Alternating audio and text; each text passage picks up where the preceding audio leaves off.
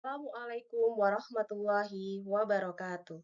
Bertemu kembali dengan saya di mata kuliah Teknik Validasi Metode. Pada pertemuan kali ini, saya akan membahas terkait perhitungan ketidakpastian recovery.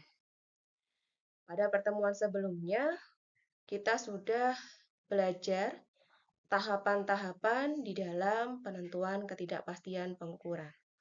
Salah satu tahapan yang dilakukan yang pertama adalah identifikasi sumber-sumber ketidakpastian pengukuran. Kita sering menjumpai di diagram tulang ikan, kita menemukan recovery termasuk salah satu komponen yang berkontribusi pada perhitungan ketidakpastian pengukuran. Pertanyaannya, apakah ketika seorang analis melakukan pengujian dan melakukan penentuan recovery, apakah recovery ini secara otomatis masuk ke dalam perhitungan ketidakpastian pengukuran? Jawabannya adalah tidak. Di dalam perhitungan ketidakpastian recovery, ada beberapa tahapan yang dapat kita lakukan untuk menentukan apakah ketidakpastian recovery ini masuk ke dalam perhitungan ketidakpastian pengukuran.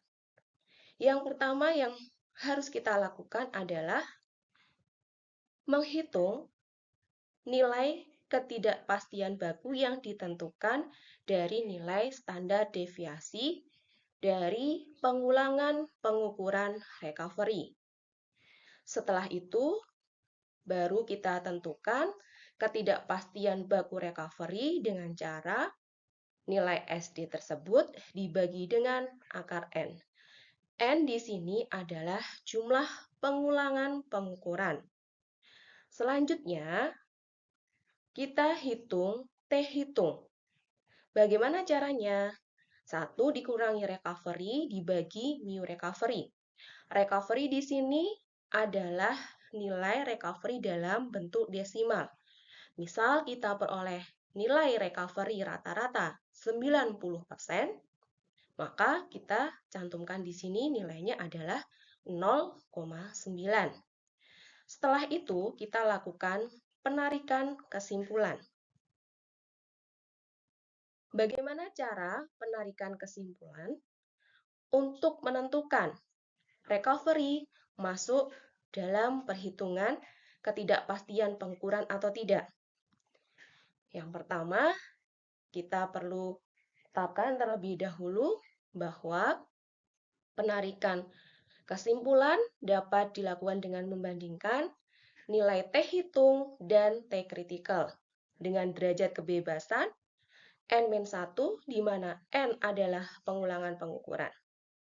Dan untuk tingkat kepercayaan 95% atau tingkat kebebasan 5%. Setelah itu, ketika kita sudah membandingkan T hitung dengan T tabel, tentunya kita dapat menentukan bagaimana cara ketidakpastian pengukuran ini masuk atau tidak. Nah, ini ada contoh dari hasil pengulangan pengukuran recovery pada analisis pestisida secara kromatografi.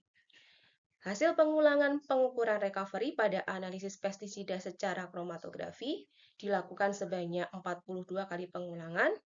Nilai rata recovery yang diperoleh 90% dengan nilai standar deviasi 0,28%.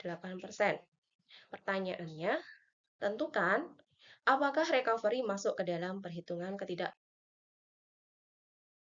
Tahapannya adalah sebagai berikut. Pertama, hitung nilai mu recovery dengan cara nilai SD dibagi dengan akar N yang dapat kita peroleh 0,0432. Selanjutnya kita hitung T hitung yang nilainya sama dengan 1 dikurangi recovery dibagi mu recovery. Recovery di sini adalah nilai desimal, nilai dari persen recovery yang diperoleh 2,31. Selanjutnya T critical, kita dapat menggunakan Excel untuk mencari T critical, di mana kita dapat memasukkan rumus sama dengan TINV dalam kurung buka probability, degree of freedom. Probability merupakan hasil pengurangan dari 100 dikurangi 95% atau 5%. Atau secara desimal kita dapat tulis 0,05. Degree of freedom N-1, 42 kurangi 1, 41. Nah, dari kesimpulan yang kita peroleh di sini, kita dapat menentukan karena T hitung lebih besar daripada T critical, maka mu recovery masuk dalam perhitungan ketidakpastian pengukuran. Bagaimana? Mudah bukan? Sampai bertemu pada video pembelajaran selanjutnya. Semoga materi ini bermanfaat. Assalamualaikum warahmatullahi wabarakatuh.